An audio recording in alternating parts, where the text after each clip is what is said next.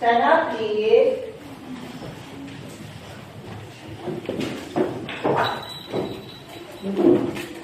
Put your hands together and say, good afternoon, Teacher Glenn. 1, 2, 3. Good afternoon, Teacher Glenn. Okay, before we start our lesson, let's do the singing of the song. Up and down. Ready, go. Up and down and clap, clap, clap. Up and down and clap, clap, clap.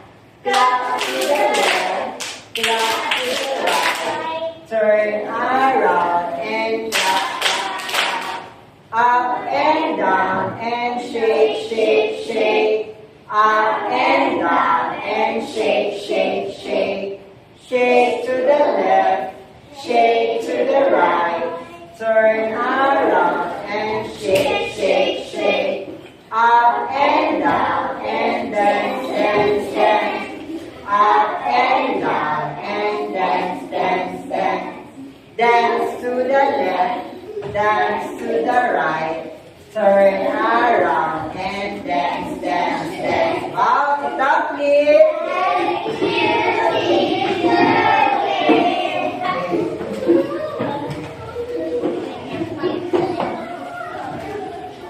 Now let's do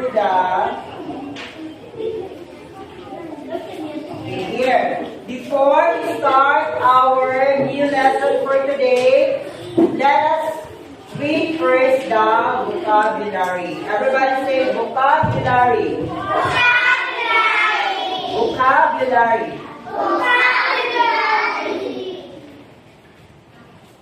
Number 1, spirit. Number 1, spirit. Spirit. Let's spell the letter S.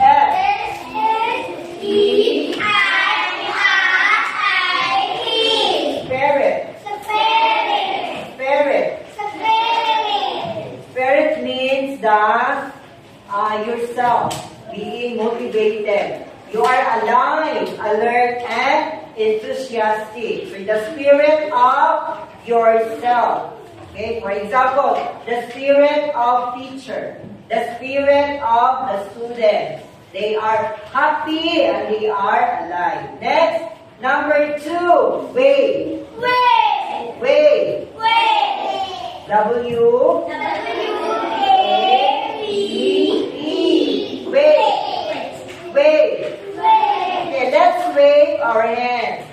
Do like this one, wave. It's like an air waving, air that moves into the different direction. Wave. Okay, next. Number 3. Show. S O W. Show. Okay. Show meaning you show your love. You show your kindness. You show your students as good students, as a role model student.